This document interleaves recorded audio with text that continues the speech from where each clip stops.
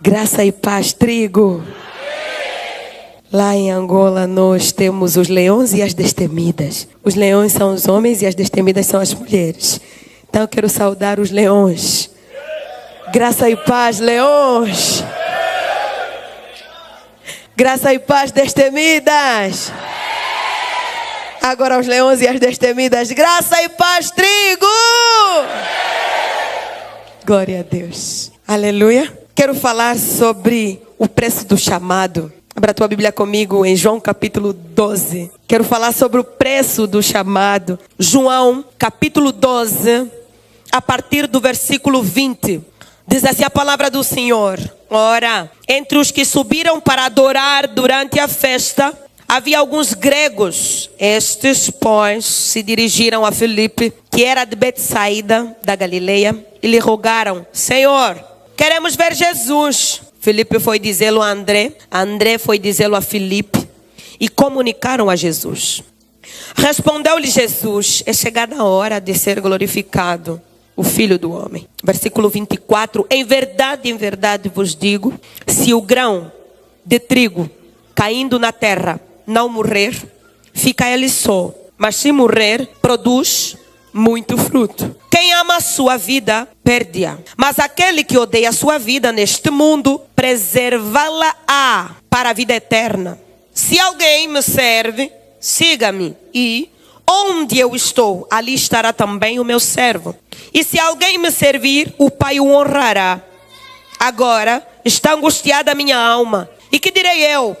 Pai, salva-me desta hora. Mas precisamente com este propósito vim para essa hora. Pai, versículo 28, glorifica o teu nome. Então veio uma voz do céu: eu já o glorifiquei e ainda o glorificarei. A multidão, pois, que ali estava, tendo ouvido a voz, dizia ter havido um trovão. Outros diziam: foi um anjo que lhe falou. Então explicou Jesus: não foi por mim que veio essa voz, e sim por vossa causa. Senhor, obrigada por essa noite. Obrigada porque os laços do Calvário nos conectaram aqui. Nós te agradecemos sobremaneira. A tua palavra, ela nos vivifica. Então pedimos que o Senhor possa preencher os espaços ainda não tem vida plena. Onde ainda não tem vida plena. Queremos sair daqui preenchidos, fortalecidos. Senhor, queremos mais mesmo do Senhor. Porque sabemos que o Senhor tem mais para nos dar. Repreendemos qualquer ruído que não venha de ti. Qualquer encantamento, Pai, que tenta nos assediar para não prestarmos atenção em todos os detalhes que o Senhor tem para nós. Assim como o Senhor liberou ontem, Pai, antes de sairmos desse lugar junto com aquelas mulheres e aqueles homens que estavam reunidos naquela sala. Nos dê óleo para transbordar. E não somente para sobreviver. Não queremos óleo para sobreviver. Queremos óleo para transbordar. Nós queremos em nome de Jesus. Porque é nosso direito, Pai, poder rasgar o nosso coração para que o Senhor o preencha. Esse é um direito que temos quanto filhos. E que Deus, como dever, viemos aqui na tua casa. Por favor, tenha misericórdia de nós. Nos perdoe pelos nossos pecados. Fala conosco mesmo. Fala conosco mesmo. Fala conosco mesmo. Em nome de Jesus. Você pode dizer algumas palavras para Ele. Aí onde você está. Em um minuto, diga algumas coisas para Ele. Deixa Ele ouvir o som perfeito que sai da tua garganta. Como disse o apóstolo de manhã, não espere que a Ruth entregue para você um culto que é individual. É tua responsabilidade rasgar o teu coração e abrir a tua mente para que Ele encha o teu espírito da vida dele. Deixa só Ele te ouvir um pouquinho. Obrigada, Espírito Santo. Fala conosco mais uma vez. Em nome de Jesus. Amém. Aplauda o Senhor.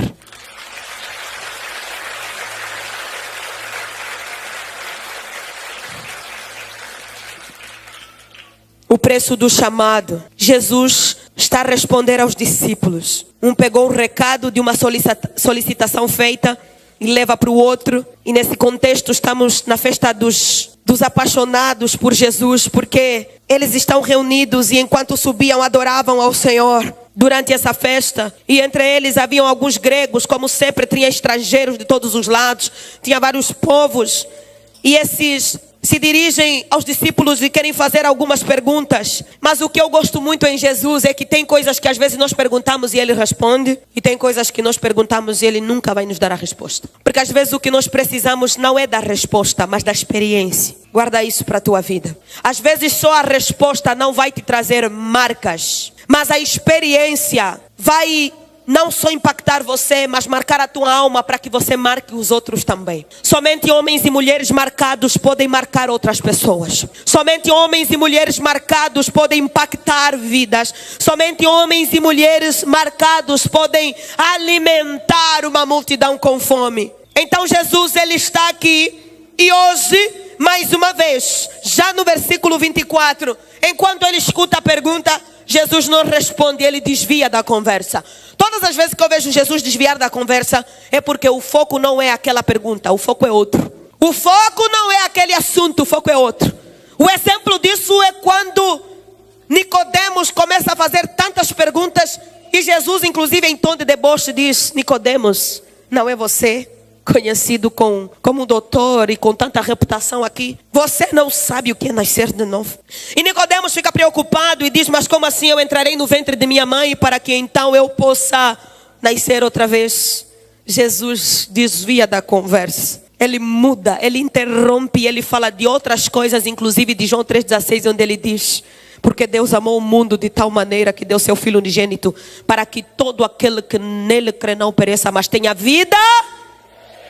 Às vezes Jesus, ele ouve a pergunta e ele não dará a resposta que queremos, mas ele dirá o comando que é necessário. Deus é tão generoso que ele tem me ensinado todos os dias que o chamado vai me custar tudo, não algumas coisas. Vai me custar tudo.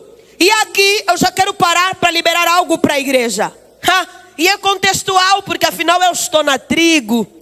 E é intencional, porque quando Deus levanta alguém para entregar algo no seu altar, é porque Ele conhece o nível de fome do seu povo. Então eu já quero começar dizendo que Deus não trabalha com trigo vivo. Eu vou repetir mesmo. Deus não trabalha com trigo vivo. Trigo vivo dá muito trabalho. Trigo vivo sente muita dor. Trigo vivo tem sensibilidades desnecessárias. Trigo vivo se justifica demais. Trigo vivo quer reconhecimento, recompensa em momentos, às vezes, inoportunos. Trigo vivo às vezes pensa: vou dar tanto, vou ganhar quanto de volta? Deus não trabalha com trigo vivo. Então no versículo 24 ele vai dizer: em verdade vos digo, se o grão de trigo caindo na terra, processo, caindo, não na pedra, não na palha, é caindo na terra, se não morrer, não poderá dar fruto. Só tem uma regra: queres andar com Cristo? Primeiro morra. Queres ser trigo? Trigo morto é útil para Deus. Trigo morto é útil para Deus, pois o seu trabalho é manter a reputação do seu agricultor, aquele que o arregimentou. Deus precisa de trigo morto, e o chamado é esse, que vai nos custar tudo. Vai custar o seu rim, vai custar o seu pulmão, vai custar algumas dores de cabeça. Porque se você quer andar com Cristo e quer ser trigo e não está disposto a lidar com algumas dores de cabeça, você não está preparado para frutificar e multiplicar o suficiente do que Deus deseja da tua vida. Mas o chamado vai te custar tudo. Vai lhe custar alguns desprazeres, vai lhe custar algumas calúnias, vai lhe custar algumas fornalhas mesmo. E lá dentro, o quarto homem é aquele que vai se reposicionar, vai se posicionar e vai olhar para você e vai dizer: que bom ver você por aqui, dentro da fornalha. Se você não morrer, você é capaz de começar a negociar. E Deus não negocia. Deus não negocia. E tem algumas coisas no chamado que são inegociáveis. Ele chega para Abraão no capítulo 12 de Gênesis e diz: sai da tua terra e da tua parentela para a terra que eu te te mostrarei um comando. Depois um pouco mais ele diz, vou te abençoar. Está a falar para alguém que tem a sua maior ultra sensibilidade à esterilidade de sua esposa, não tem filho. E às vezes naquilo que mais dói é onde Deus libera promessas que podem demorar algum tempo. É onde você mais espera e às vezes você faz perguntas que ele não responde. Não é que ele é insensível, é só que ele precisa de um trigo morto, porque somente um trigo morto é útil para a construção do reino. E ontem uma das coisas que eu disse é justamente essa. Para construir o reino, precisamos de joelho no chão, suor na testa e muita lágrima no rosto. Trigo vivo negocia, trigo vivo sugere, trigo vivo questiona. E se você olhar a Bíblia e durante a história da igreja de Gênesis e Apocalipse, você vai perceber que aqueles que ousaram questionar se deram muito mal. Exemplo, Jó. Começou a perguntar lá a partir do capítulo 42. Deus olha para Jó e fala, vai questionar? Tá bom, vem, senta. Onde é que você estava quando eu fiz orvalho? Onde é que você estava quando eu fiz isso? Quanto mede isso? Quanto mede aquilo? Sabe me responder isso? Sabe me responder aquilo? Jó se segura, tenta, ele cai literalmente. Ele diz, Senhor, já não está mais aqui quem falou. E durante o processo de morte ele diz uma frase épica. Antes eu te conhecia só de ouvir falar, mas hoje os meus olhos te veem. Agora, dizem algumas versões, te conheço de contigo andar. Existem alguns homens que tiveram que entender que no chamado você não negocia. Ele falou, você vai. Jeremias disse no capítulo 1, eu sou criança. Deus diz, não fala que você é criança. Não fala que você é criança. Idade é condição. Maturidade é fruto de obediência. Conheço muito adulto no documento que é imaturo espiritualmente. Tem mais de 20 anos, mais de 30 anos, mas é uma criança. E também já vi muitas crianças, em questão de documento, com uma fome, uma sede, uma maturidade absurda, que foram intensamente usados por Deus para transformar vidas, transformar famílias, quebrar correntes, mudar contextos, incendiar vidas e mudar o rumo da história. Ele disse, não diz que você é criança. E sabe uma coisa que eu estou aprendendo com Deus? No exército do Senhor, você tem que saber quem você é, em qual posição você está. Você tem que entender que diante do chamado, Deus vai progressivamente te patenteando. Quanto mais testes você passa, quanto mais você morre, mais a tua patente vai aumentando. E não estamos todos na mesma posição. A patente é medida pelo nível de obediência. Demore para obedecer, vai demorar para te promover. Demore para obedecer, vai demorar para crescer. Demore para obedecer, vai demorar para morrer. E vai doer mais do que deveria. Não estamos todos na mesma posição. Somos todos filhos, sim. Posso te falar, graça é para todos, herança só para filhos. Graça até o ateu tem. Mas Mateus 7,21 diz, nem todo que me diz Senhor, Senhor entrará no reino de Deus, mas aquele que faz a vontade de meu Pai. E muitos naquele dia dirão, Senhor, eu fiz, eu aconteci, eu desfiz. Não! Existem muitas pessoas que são anônimas para nós, mas têm uma patente extraordinária nos anais celestiais. Homens e mulheres dos quais o mundo não é digno. Existem muitas pessoas que talvez a história nunca irá contar, as TVs nunca irão transmitir, as redes sociais nunca irão viralizar, mas são pessoas que escreveram uma história em Deus e para Deus extraordinária. Sim, no processo de conhecer a sua identidade, para ter autoridade diante do chamado, é preciso que você entenda qual é a tua patente. Tem gente que acha que é general, mas não é nem sargento. Tem gente que diz, Senhor, eu sou apenas um sargento. E Deus diz, você não é sargento. Você precisa conhecer a tua patente. Você precisa entender, inclusive, a tua idade espiritual. E deixa eu te falar. Eu tenho aprendido com Deus que nós precisamos comemorar 2 datas de aniversário. A data em que eu nasci e a data em que eu renasci. Eu nasci no dia 16 de novembro de 1900 e alguma coisa. Não olhe para minha cara porque o assunto não é esse. Foca. Eu sei o que você estava pensando exatamente agora. Mas, então quantos anos ela tem? Eu te repreendo agora. Seu preconceituoso e sua preconceituosa. Identidade. Todos aqueles que Deus chamou. Primeiro trabalhou, lapidou, mexeu, tocou, desconstruiu e reconstruiu a sua identidade. Porque no momento em que a confusão chegar, você precisará de uma identidade reafirmada para manter a autoridade de liberar aquilo que Deus te confia. Chamado não é brincadeira. Ou você mata, ou você vivifica. Ou você aprisiona, ou você liberta. E sim, nem todos irão exercer o chamado usando o microfone.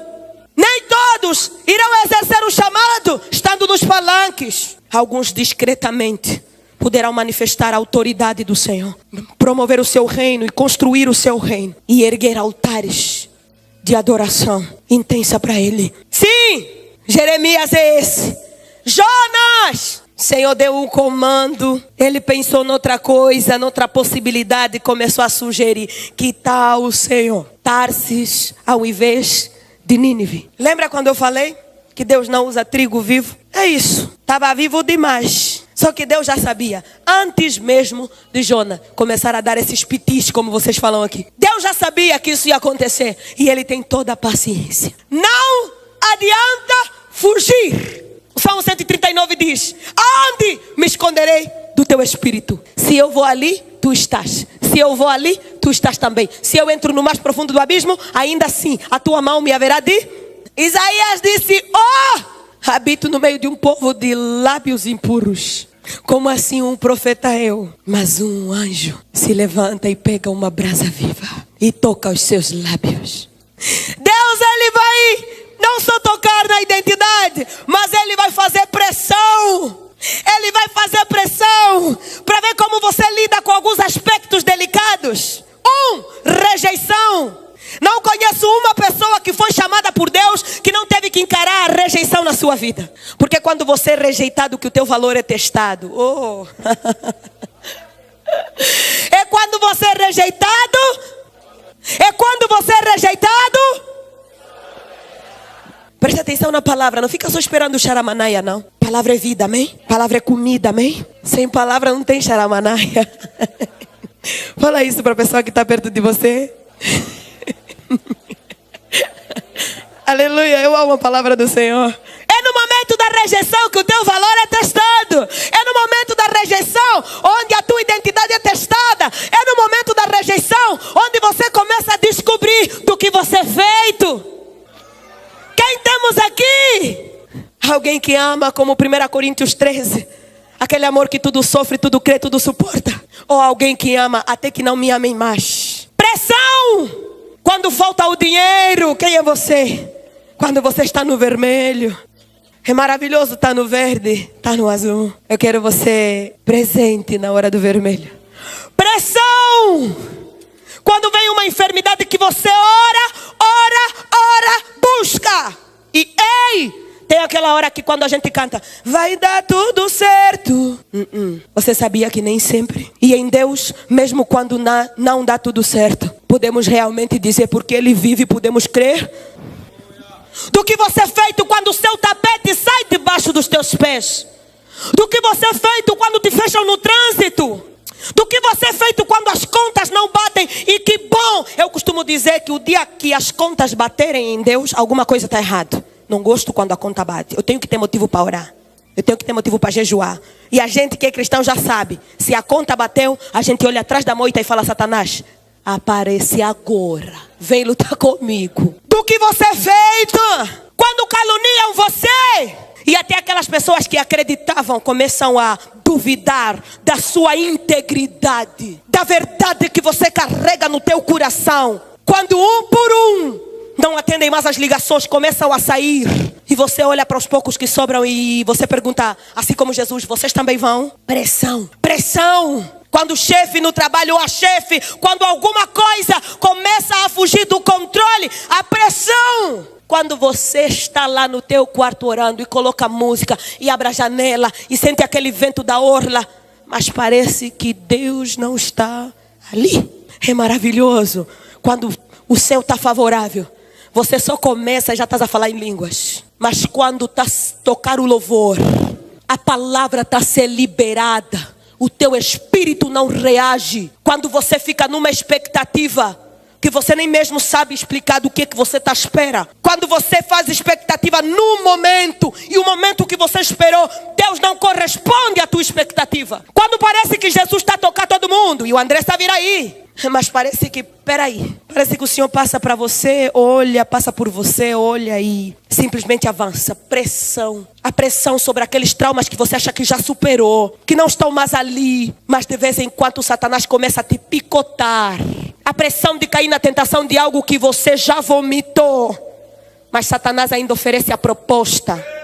Come de novo. Não importa, ninguém vai saber. Escuta, o diabo estava lá. Do mesmo jeito que Deus estava.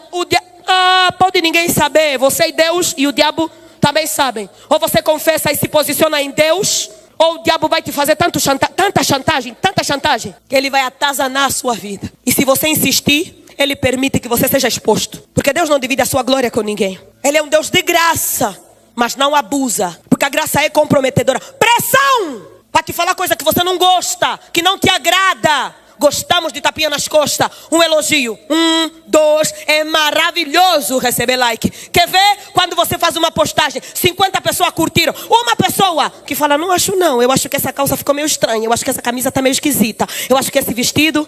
Você faz o quê? Entra no perfil da pessoa. Quer chamar ela no off. Você vê onde ela esteve ultimamente. Você quer saber o CPF dela, RG, onde ela mora, onde ela cultua. 50 pessoas te deram like, mas uma que não te agradou, você faz o quê?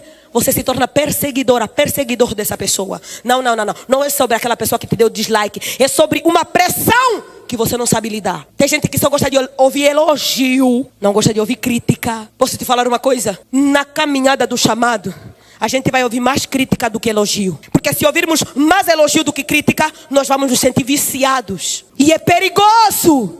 É muito perigoso. Porque você vai começar a achar que você é alguma coisa. Escuta, não tem reputação para manter. O único trabalho para um homem e uma mulher chamados é manter a reputação de Cristo Jesus.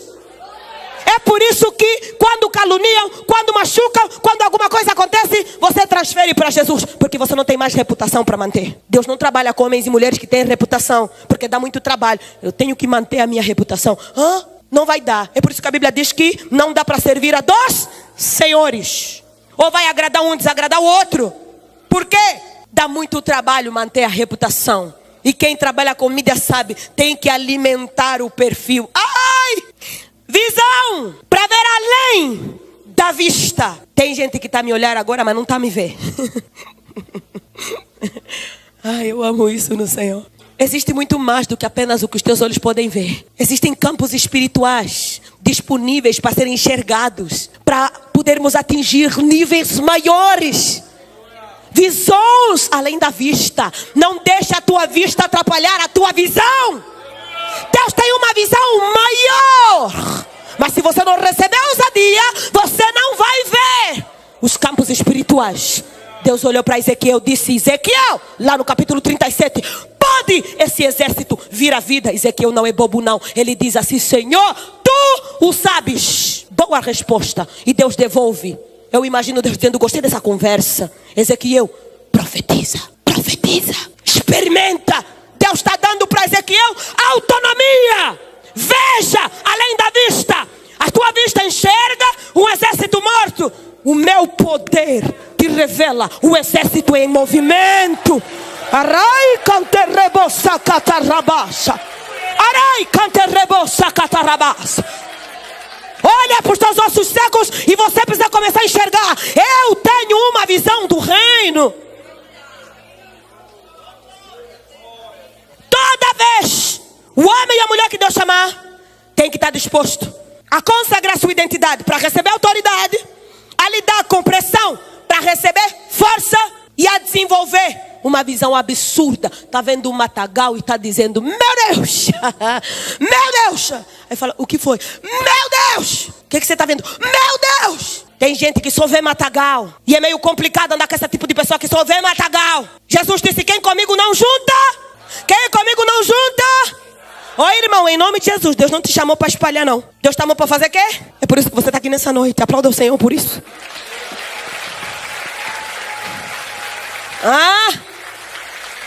Força na tua visão. Olha, só estou vendo matagal. Ora de novo.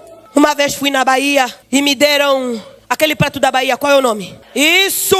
Fiz tanta expectativa no acarajé. Depois me entregaram. Me perguntaram: pastora, gostou? Eu disse: não. A menina disse: come direito, pastora.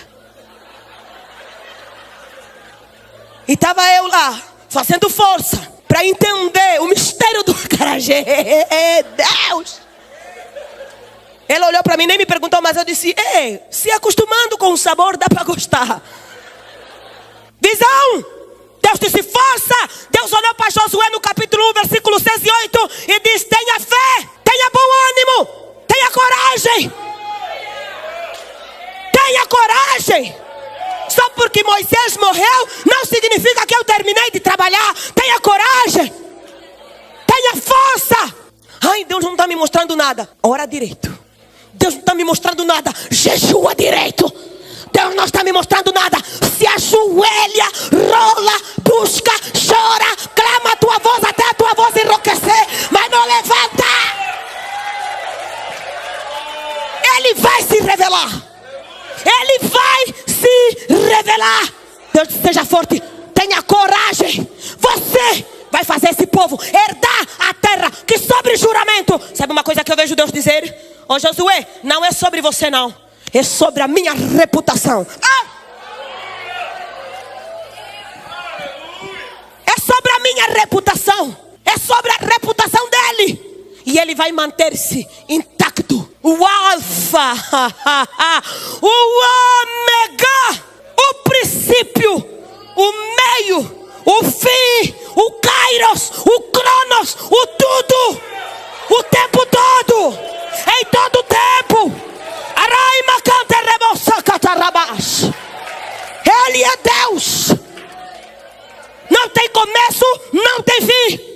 Na identidade ele está lá. Nas crises de identidade ele está lá. Na enfermidade ele está lá. Na escassez ele está lá. Na pressão ele está lá. Na falta de visão ele ainda está lá.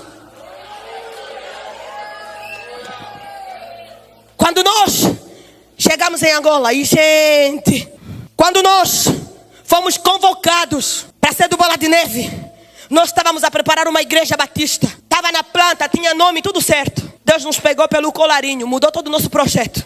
Eu costumo dizer, sabe quando você está fazendo o teu castelo na areia e de repente ele passa e tá? Não tem respeito não, Deus. Ele chegou, estragou o meu castelo. No preço do chamado, você precisa entender que às vezes ele vai passar e ele só vai fazer isso aí, ó, no teu castelo. E ele vai dar um sorriso e vai falar: mas eu amo você, viu? Fala: oh Deus, muito trabalho, muitos anos, muita experiência, muita lágrima, muitas orações. Eu imagino mesmo Deus olhando para você e falando assim: e daí? Continua, porque eu farei com que você herde a terra que sobre juramento eu fiz aos teus pais. É sobre mim, não sobre você. Nunca foi sobre você, sempre foi sobre mim. Eu fui, eu sou e sempre serei. Não é agora que eu vou deixar de ser. Ele se acha. E eu amo isso em Deus. Ele é maravilhoso. Meu Deus. É maravilhoso. E aí Deus fez todo o trabalho. Em 3 anos mudou todo o nosso percurso. E aí começou e foi. Chegamos lá. Nossa, quando você chega, apóstolo, para edificar uma igreja, é maravilhoso, pastora Elza, que você já pensa: eu tenho as estratégias, os métodos. Esse método não, esse método sim. Esse aqui vai dar certo. Vamos fazer um evento, vai dar certo assim, vai acontecer assim, vai. Aí de repente ele chega de fininho e pá, no castelo. Deus não usa métodos. Deus usa homens e mulheres abnegados e apaixonados por Ele. Você é o método de Deus. Fale para a pessoa que está perto de ti. Fala, você é o método de Deus. Você é o método de Deus. É por isso que Ele te fez imagem e semelhança dEle. O tempo passou. Um monte de coisa começou a acontecer. Um monte de coisa linda e um monte de coisa ruim e muito ruim. E na coisa ruim, houve um dia que eu cheguei na porta da igreja e eu disse: Deus, pela primeira vez, desde os meus 15 anos que eu me converti, hoje eu não quero entrar na igreja. Tá doendo, Deus. E Ele disse: entra. Porque o ministério fere, mas a ferida aberta pelo ministério, somente o ministério cura. Só entra. Quando você entrar, eu vou fazer uma coisa. Você vai gostar de ter entrado, porque você vai entrar de um jeito e vai sair diferente. Parece que tinha 3 quilos aqui e 3 quilos aqui. Eu disse: Senhor, segura aqui. Segura aqui também. Vamos, querubins aqui, serafins aqui. Aqui, arcanjos, empurrem aqui. Vamos! E estava eu lá, me entrando, me arrastando. E de repente me vi lá, e gemendo. E o Senhor mais uma vez chega e diz assim: eu te avisei que ia te custar tudo, mas não tem problema. Você está morrendo direitinho. Está ficando bonita. Está morrendo aqui, está morrendo ali. E Ele começou a mostrar uma lista que estava morrendo. Eu disse: Deus, não te importa que eu pereça. E comigo é assim. Ele disse assim: para. Tá bom já, tá bom, né? E continua a rolar o louvor. E um momento, e outro momento, de repente já estava ali. E ruja o leão, que a terra estremeça diante da margem de Jesus. Que ruja o leão, que a terra estremeça diante da margem. Aí chega o Espírito Santo e fala assim: o que é que eu te falei? O que é que eu te falei? Feridas abertas pelo ministério. Só o ministério pode curar. O ministério fere, mas também cura. E é maravilhoso. E as curas geradas pelo ministério sempre serão maiores do que as feridas. Aguenta. Isso faz parte do chamado.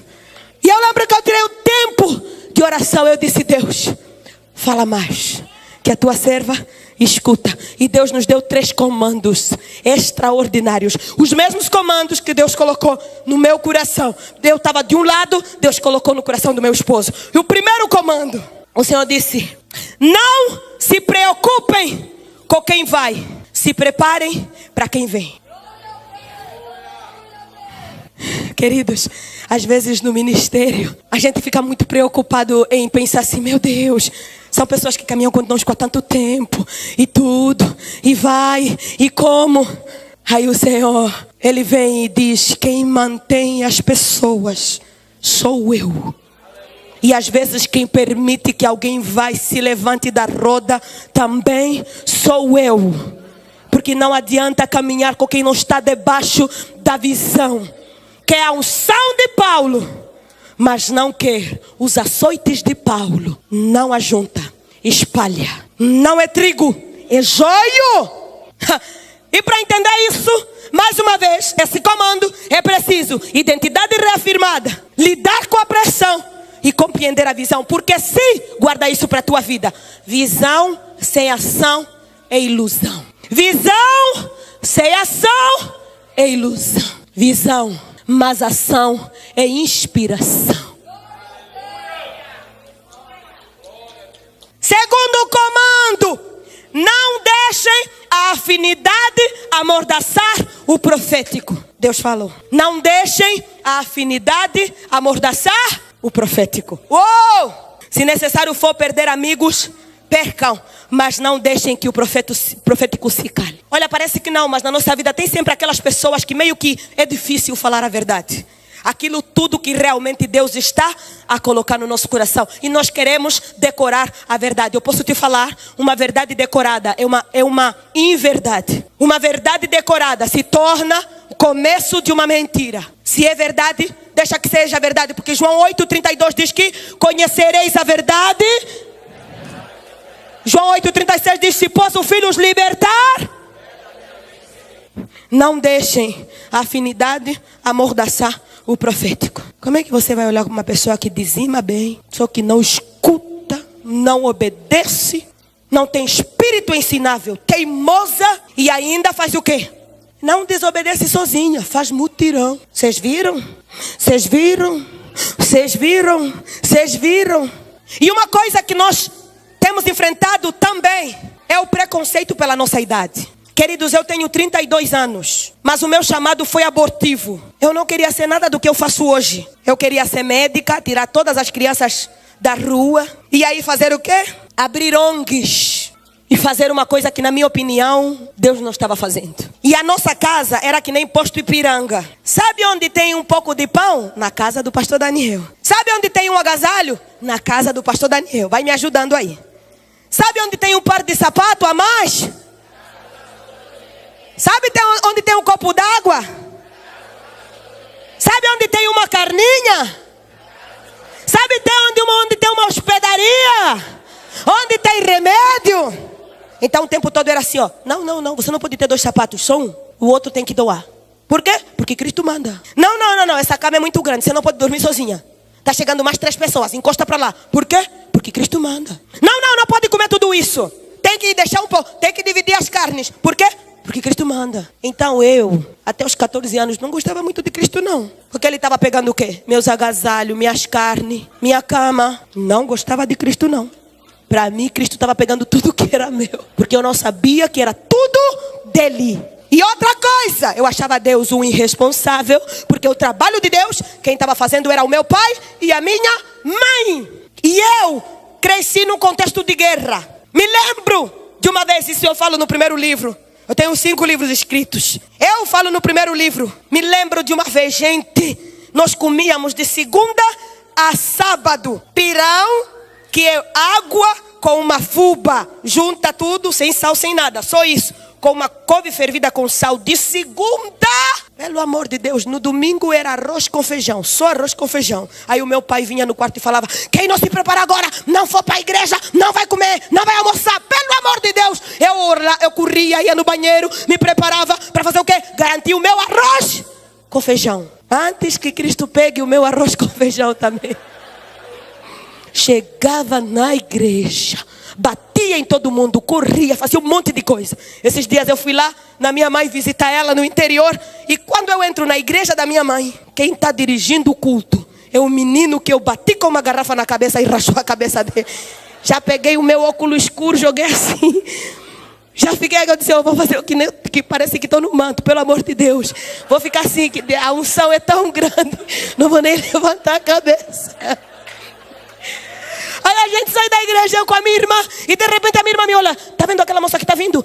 É aquela que você lutou com ela, aquela que você bateu ela na escola, lembra? Eu levantei o óculos de novo e disse: pelo amor de Deus, mana, começa aquele louvor. Rude Cruz, erigiu, e com ela, não tem outro caminho.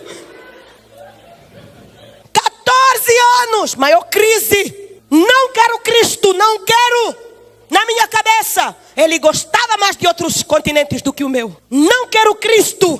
Cristo rouba as coisas dos outros. Cristo manda gente que não devia. Cristo sobrecarrega o meu pai e a minha mãe. E o meu pai é um dos maiores plantadores de igrejas na história da minha nação. Mas eu só via os ônus do chamado, não os bônus do chamado. A minha mãe terminou o ensino médio com 65 anos. Aí ela fez no concurso, passou para professora. Começou a dar aula, até hoje ela dá aula. Começou a dar aulas, incrível. Ficou 6 meses sem receber nenhum salário. Um dia ligaram, falaram assim: o salário chegou, pelo amor de Deus. Comecei a me projetar. Eu queria uma bicicleta. A minha mãe chegou, chamou toda a família, chegou lá e disse: eu já combinei com Deus. 95% de todo o salário vai para a igreja. Eu disse: Cristo, seu gatuno ladrão, pegando a minha bicicleta também. Fiquei 3 dias sem falar com a minha mãe. Um dia, pegaram uma cabeça de porco. E depois daquela tanta couve, tanto pirão, eu não aguentava mais. Alguns arroz e feijão que foram calhando nas vezes que obedecemos, graças a Deus. E de repente a minha mãe fez aquela cabeça de porco e temperou e tudo mais. E assim que ela pega a panela, essa cena está aqui na minha cabeça. Pega a panela, joga em cima da mesa. Tocou o sino da aldeia. Pam, pam, pam, pam, pam, pam. Quando toca o sino, não importa o que você está fazendo, se está vestido ou não, tem que correr. Todo mundo. Não dá nem para levar a carne na panela. Eu olhava para trás correndo, eu falei, Cristo, não conta comigo, eu não te quero. Pegou a panela do porco de novo. Cristo, não quero Cristo.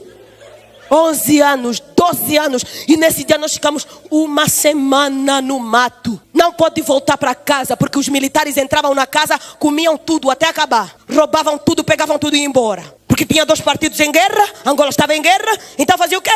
Levavam tudo. E aí me pergunta como é que nós sobrevivemos? Sim, eu vou te falar. Comíamos rato. Ah, o meu irmão caçava rato e gafanhoto. Mas não me olha com essa cara não também. Não é rato de esgoto, é rato que come milho do mato, da lavra. Gafanhoto eu não gostava, o cheiro é ruim. Isso é para João Batista. Queridos, 14 anos. Eu disse, não quero não. Cristo. Não quero Cristo. 15 anos. Sofri bullying por ser diferente.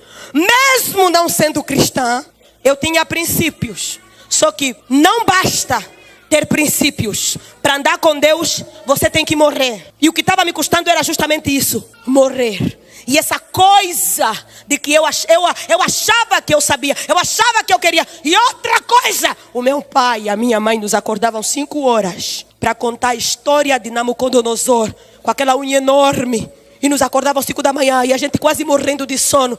E falava, e o que aconteceu? E isso. E por causa da desobediência. E aí Sadraque, Mesaque e Abednego foram. E ele contava de uma maneira alegórica. Era incrível a oratória do meu pai. Até hoje eu tenho isso tudo aqui na minha cabeça. Aí eu falava, Cristo pegou meu sono também. Não me deixa dormir. Eu não queria Cristo. Não queria Cristo. Até que sofri bullying por ser diferente. Não queria me esfregar com os meninos da escola. Não queria fazer cola. Não queria mentir. E ainda negociava com o professor. Professor, se me deixares fazer uma oração na turma, eu prometo tirar 18 ou 20 na tua disciplina. Em Angola é 20, a nota máxima. Aí ele falava mesmo, primeiro tira, depois eu te deixo orar. E eu estudava o máximo, tirava 20, 18 e ele me deixava orar. Aí o que é que fizeram? A minha escola começaram a dizer, ela pensa que ela é melhor do que nós? Ah, tá bom, vamos bater nela. Fizeram um mutirão e de repente eu estou a me preparar para chegar na escola quando eu vejo aquela nuvem de gente vindo. Ela está vindo, é agora, vamos. E enquanto eles chegam, eu também chego meio assustada. Sai um professor, que baderna é essa? Voltem para as salas agora. Quando eu vi aquele professor, eu tive a minha primeira experiência sobrenatural. Eu não vi um professor, eu vi o cuidado de Deus. Aí eu fui na minha mãe, eu disse, mãe, a coisa está feia na escola, ora por mim. A maior intercessora que eu conheço, minha mãe, ela disse assim, não vou orar coisa nenhuma, já está na hora. Ora você. Agora eu tenho que falar com quem? Eu não gosto dele. Eu não quero ele. Pegou tudo que eu tinha, tudo, minhas bicicletas, meus sapatos, minhas carnes, meu arroz, tudo. Primeira vez eu cheguei, eu disse, Jesus, seguinte, excelso, magnífico, oh, grandioso. Outro dia eu cheguei assim, Senhor dos exércitos. Outro dia eu disse o seguinte, eu não quero falar nada, não quero fazer nada. Eu só quero falar como eu estou hoje. Quando eu fui dar conta, tinha o quê? Uma lágrima. O que é isso? Estou chorando? Outro dia eu disse, isso é bom. E ele começou a colocar a mão, devagar. Todas as perguntas, todas as dúvidas, todo medo, toda a incredulidade, toda a raiva, tudo aquilo que me fazia questionar sobre o amor dele. Ele começou a falar tudo. Eu uso os teus pais, é privilégio. Me servir é privilégio. É privilégio. Meu amor é privilégio. Minha unção é privilégio. Eu te chamei, eu te ungi. Você me pertence, você é minha. Meu amor é grande. Ele me olhou nos olhos. Fiquei tão constrangida. Tão constrangida. Fiquei muito constrangida. É como se ele passasse na minha alma. Sabe a cena que eu tenho? É do rei magnífico, coroado, lindo, com uma roupa extraordinária, estendendo a mão, me chamando para dançar. E eu olhando e pensando, não, esse traje não é adequado. Eu não estou nem em condições. E parece que tem tanta gente melhor, mais vestida. E eu outra vez vejo a mão estendida dizendo, mas o passe de dança é com você. O grupo de louvor já pode subir. Eu simplesmente estendi a mão e comecei a dançar. Você percebeu que eu estou dançando até hoje? Você percebeu que eu estou dançando até hoje? Eu quero dançar. Eu quero dançar na eternidade. Eu quero dançar tanto. Eu não quero mais nunca parar com ele. E eu me lembro que o dia que eu fui nos meus pais e eu disse, pai, mãe, ganhei uma bolsa de estudo para ir para o Brasil. Eles olharam para mim e pegaram os envelopes, as bolsas, sacudiram para me dar tudo o que eles tinham. Enquanto eles me entregaram um envelope para pagar as passagens do documento, enquanto o envelope chegava na minha direção, o Senhor me lembrou quando eu fiquei com raiva da minha mãe e fiquei sem falar com ela 3 dias. Parece que ele disse assim para mim, olha, eu estou devolvendo sua bicicleta, seu arroz, seus sapatos, sua cama. Tem lugares onde eu passo hoje. Tem comidas que eu como hoje. Tem presentes que eu recebo hoje. Ele tem me honrado como uma princesa, uma rainha. Eu não tenho nada do que reclamar, eu tenho tudo. E eu olho para ele e eu digo, Senhor, como o Senhor é tão generoso. A mais improvável de todas. Queridos, eu sou tão feliz, tão grata. Enquanto eu estava no hotel, apóstolo e pastora Elza, eu disse aquela frase que o apóstolo disse, Senhor, o Senhor me paga tão bem só para te obedecer e fazer a tua vontade. O Senhor é tão generoso. As pessoas olham para mim e me perguntam, mas afinal ela é filha de quem? Quem é por ela? Quem está por trás disso tudo? Mas eu olho para trás e eu me lembro aquele que me chamou para dançar.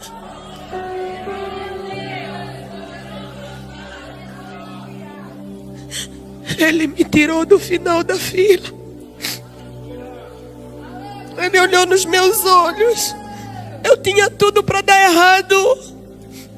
Ele pegou tudo, transformou em bênção, fez dar tudo certo. Talvez você não saiba, mas eu tentei me matar 2 vezes no meio de tantas crises.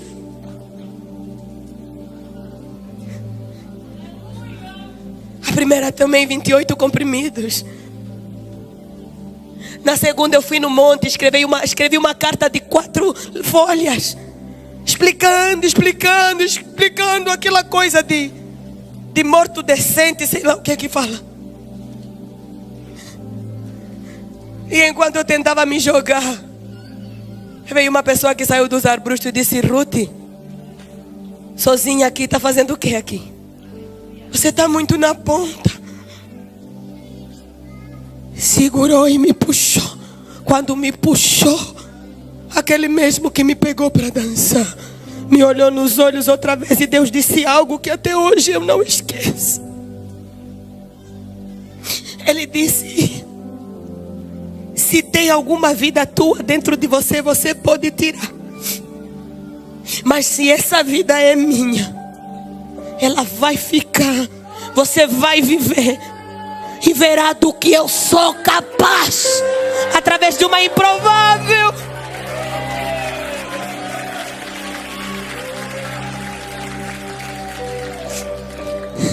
Igreja,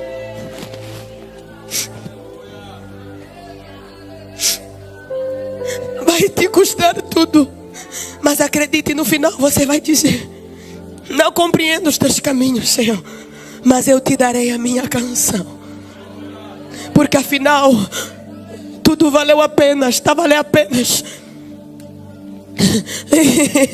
E o último comando, o Senhor disse: não se justifiquem mais. O Senhor disse: não se justifiquem mais. Era tanto trabalho, tentando provar tanta coisa, tentando provar que a gente é isso, tentando provar que a gente é aquilo, tentando mostrar isso, tentando mostrar aquilo. Deus disse: não se justifiquem mais. Trabalhem, avancem e o resto é comigo. Eu trarei a honra, a provisão e a... E eu me lembro de um dia que eu disse: oh Deus, tem algumas coisas que estão acontecendo que não é assim, Pai, está tudo distorcido. Deus disse: você consegue aguentar engolir alguns sapos por amor a mim? O Senhor disse: deixa que a verdade é amiga do tempo. Deixa que o que é meu permanece, prevalece, frutifica. Ele foi tão generoso. E eu me lembro de uma vez que depois de um tempo de oração, o Senhor usou uma menina que caminha comigo e disse: mãe, vem aqui, quero te falar uma coisa. Hoje eu te vi orando. Foi uma visão, eu te vi orando. Você estava debaixo de uma redoma. E parece que de fora vinham tantas flechas, mas o teu rosto estava sereno, porque você não tinha noção de quantas flechas vinham. Mas você estava dentro da redoma, com o rosto sereno, e parece que a redoma brilhava. Era tanta luz dentro da redoma. E você estava tranquila e confiante. Você não se distraía por nada.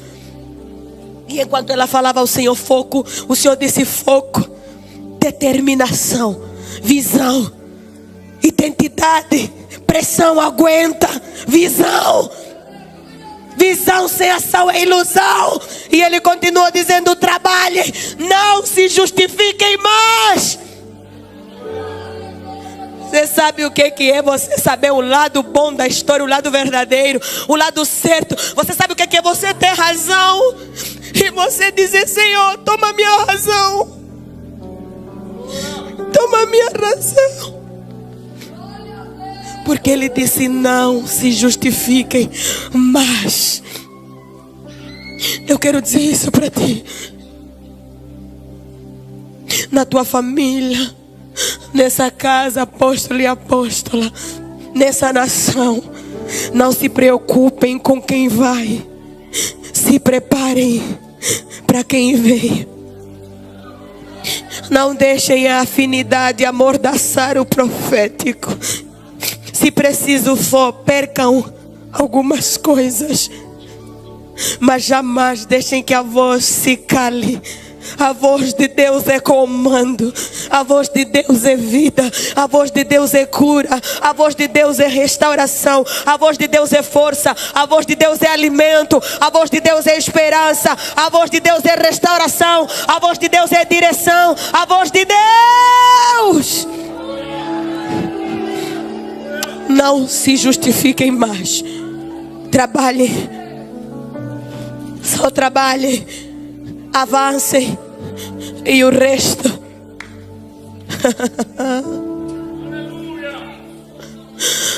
Se justificar gasta muita energia. É muita coisa. Tem que falar. Tem que. Permaneça na redoma. Virão flechas. Permaneça na redoma. Enquanto você permanecer na redoma, você nem terá noção de quanta flecha está vindo. Você vai continuar trabalhando.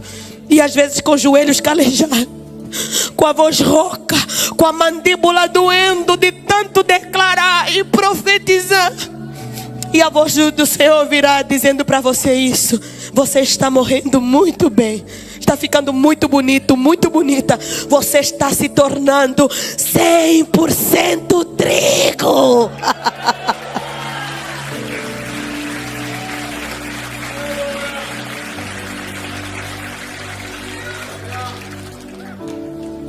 Eu quero orar por você. Arabaçô que teremos. Eu quero orar por você. Você que talvez ainda não aceitou a Cristo. Você que talvez está com dor. E essa palavra vem e fere o teu coração. E traz comando, traz vida, traz alinhamento, traz força e traz esperança. E você está recebendo essa palavra, está recebendo vida. O Senhor está te entregando uma porção tão poderosa, tão extraordinária, que veio de muito longe.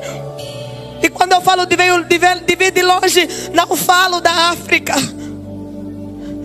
Falo das trincheiras. Falo dos golpes, das dores. O Senhor está te entregando algo genuíno, gerado no secreto. Eu me lembro quando o Mahati começou a dar os primeiros passos. De uma vez que eu estava com ele na cozinha. O Mahati não andava.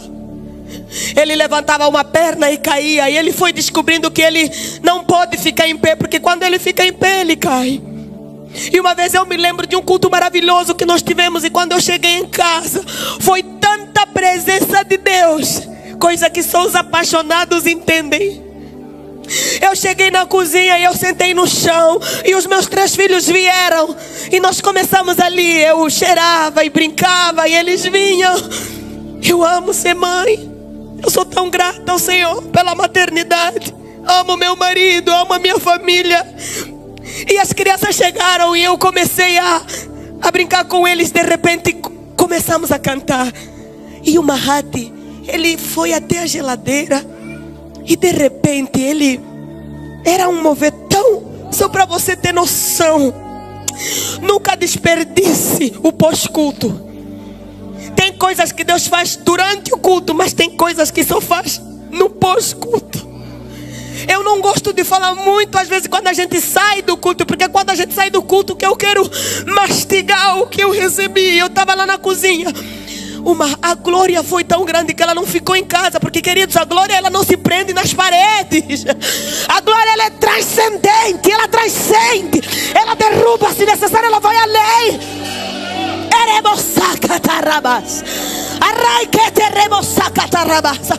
A glória foi tanta. De repente eu vi uma Mahati perto da geladeira. E eu imagino, gente, é uma criança. Mas eu imagino, e não dá para ignorar isso. Às vezes nossos filhos fazem coisas tão proféticas que você não entende. Às vezes é um olhar, um toque diferente. Às vezes é um sorriso, um choro diferente. O Mahati segurou na geladeira. E ele começou a cantar uma coisa que eu não entendo. Eu gravei, eu tenho esse cântico até hoje. E eu lembro do meu filho levantando a perna direita e começando a cantar. E aí com aquele borezinho e começava a cantar. E levantou a perna esquerda, colocou a mão na geladeira e começava a cantar. E de repente, e eu comecei a observar, eu estava rindo. Porque eu pensei, não, ele vai fazer normal. Vai levantar, vai perceber que não pode ficar em pé. E ele vai voltar a cair, vai gatear. Só que não, o Mahati estava determinado. E ele foi levantando o seu tronco, se posicionando em pé. De repente eu vejo o Mahati tirando a mão da geladeira. Foi a vez que ele andou pela primeira vez e ele se colocou em pé, na direita e na esquerda. E ele deu o primeiro passo e ele não parava de cantar. Sabe uma coisa que eu percebi? Quanto mais ele cantava, mais força ele tinha de dar mais um passo. E mais um passo. Ele aumentava o hino, mais um passo. E mais um passo. E a glória continua na cozinha. E eu chorava, eu adorava. E ele olhou, ficou tão feliz que eu estava glorificando e chorando. Ele olhou bem no meu olho. Como quem diz: agora veja o que Deus vai fazer. O Mahati começou a vir na minha direção, e eu não sabia se eu ia ao encontro. Quando eu tentei ir ao encontro, o Senhor disse: fica parada e só continua celebrando.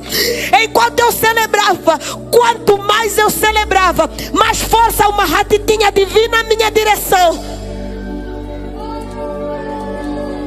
E quando ele veio nos meus pés, Deus disse: é isso que eu faço.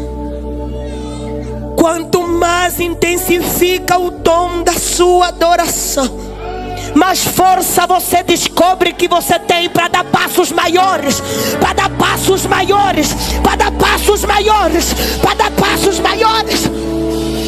E quanto mais eu celebro, quanto mais você olhar para mim e me ver celebrar a tua caminhada e as tuas alegrias, você vai se lembrar de olhar somente para mim.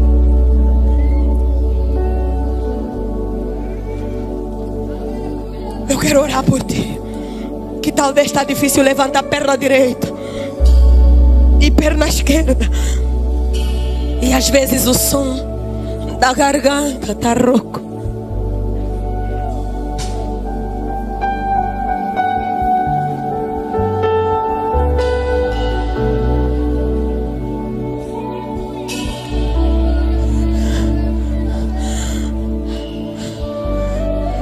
Você pode se levantar e vir para aqui para frente. Eu quero orar por você.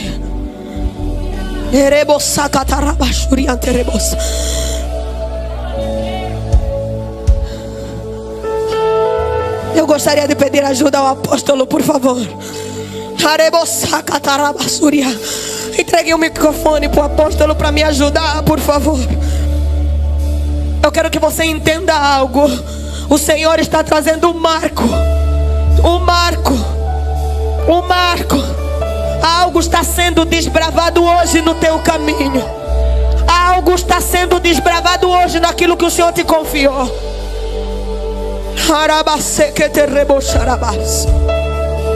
E eu creio que essa casa irá testemunhar a grandeza do que está acontecendo nesse altar nessa noite.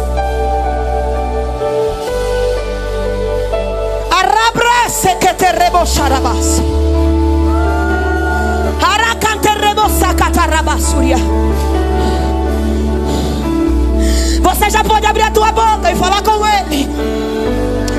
Já pode fechar os teus olhos. Você sabe o que te trouxe nesse altar nessa noite. Ore como você nunca orou antes. Ei. Empurre as cadeiras para lá. Empurre as cadeiras. Devagar, empurrem. Eu quero todos aqui na frente. Deus vai liberar algo aqui. Empurre as cadeiras, venham todos. Você vai precisar dessa unção, estou dizendo isso. Empurre as cadeiras devagar, me ajuda aí. Os obreiros da igreja, ajuda aí, Márcio. Ajuda aí, Feijó. Todos. Os pastores, pode ungir com óleo todas as pessoas. Espíritos imundos vão sair de pessoas.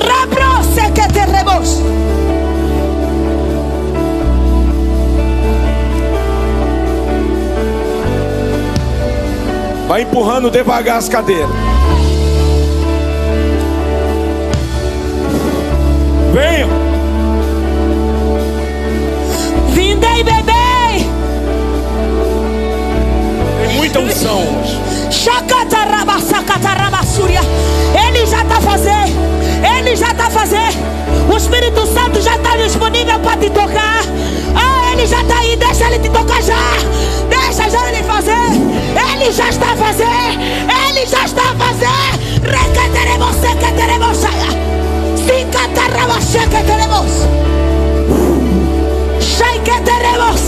Os pastores se esparrando, se espalhem, ungindo as pessoas, os pastores da igreja.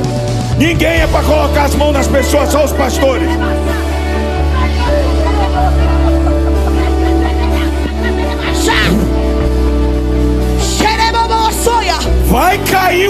unção aqui tão grande. Venham. Fale com Ele.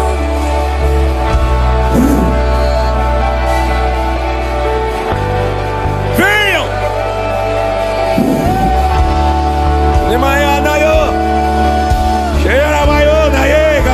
Erga suas mãos, erga suas mãos, deixa ele tocar. Erga suas mãos, deixa ele tocar. Erga suas mãos, deixa ele tocar. Erga suas mãos, deixa ele tocar. Erga suas mãos, estende as mãos, estende, deixa ele tocar. Espírito da frieza espiritual sai. Mentes perturbadas, receba o toque do fogo do Espírito agora. Estenda as suas mãos. Começa a dar glória aí onde você está. Começa só a glorificar. Deixa ele vir. Tem anjos nessa casa. Existem anjos de Deus queimando. Receba. Não tem como você não sentir a presença. Receba. Quem é batizado no Espírito, abra a boca, receba variedade de línguas estranhas agora, para ser edificado. Estenda as mãos, por favor, pelo amor de Deus.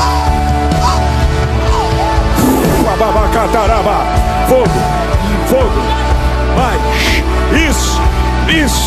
Deixa a unção tocar, curando, libertando. Ei, Brasil, tem um fogo no Ceará.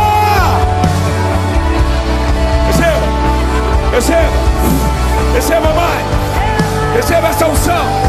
Você precisa dela. Receba. Unção de cura. Receba. Unção de libertação. Espíritos imundos estão saindo. Espírito da imoralidade, do lesbianismo, do homossexualismo. Saia agora em nome de Jesus Cristo. Saia. Espírito da pornografia que está apodrecendo a mente desse homem. Saia em nome de Jesus Cristo. Demônio do adultério, saia da infidelidade. Saia em nome de Jesus de Nazaré. Saia.